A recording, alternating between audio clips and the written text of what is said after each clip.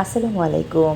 আজকের দিনটা ছিল এক্কেবারে স্পেশাল, কারণ আজ আমার হাজব্যান্ডের জন্মদিনের জন্য একটা বিশেষ উপহার কেনার দিন। পরিকল্পনা ছিল ল্যাপটপ কিনবো, দুজনে মিলে একটু ঘুরবো, সময় কাটাবো। তবে দিন শেষে বুঝলাম এই পরিকল্পনার বাইরেও অনেক কিছু অর্জন করেছি।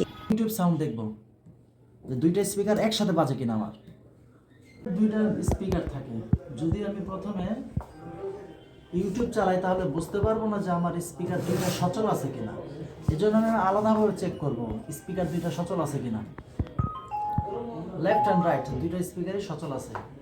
এরপর আমি চেক করব যে আমার মাউস স্পিকার ঠিক আছে কিনা, মাইক্রোফোন স্পিকার ঠিক আছে।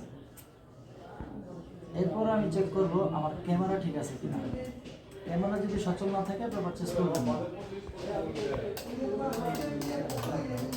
ক্যামেরাও সচল আছে। এরপর আমি চেক করব আমার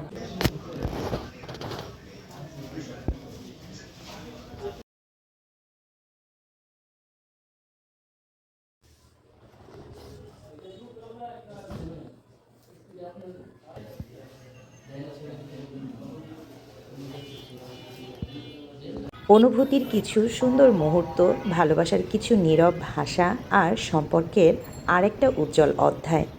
ল্যাপটপ কেনাটা আমাদের মূল উদ্দেশ্য হলেও মনে হচ্ছিল আজকের দিনটা শুধু একটা গ্যাজেট কেনার জন্য নয়, বরং একসঙ্গে সময় কাটানো, একে অপরকে নতুন করে অনুভব করার আরেকটা সুযোগ। দুজনে মিলে চা খাওয়া, যেটা আমাদের রেগুলারের কাজ। আমরা কোথাও গেলেই দুজনে মিলে চা খাই, ওর আমাকে কিনে দেয়া গোলাপ, সব মিলিয়ে এত ভালো লাগছিল।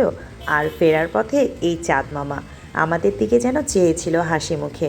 তোমাদের সবাইকে ধন্যবাদ আমার জীবনের এই সুন্দর মুহূর্তটা সাক্ষী হয়ে থাকার জন্য। আমার জন্য সবাই দোয়া করো। আজকের মতো আল্লাহ হাফেজ।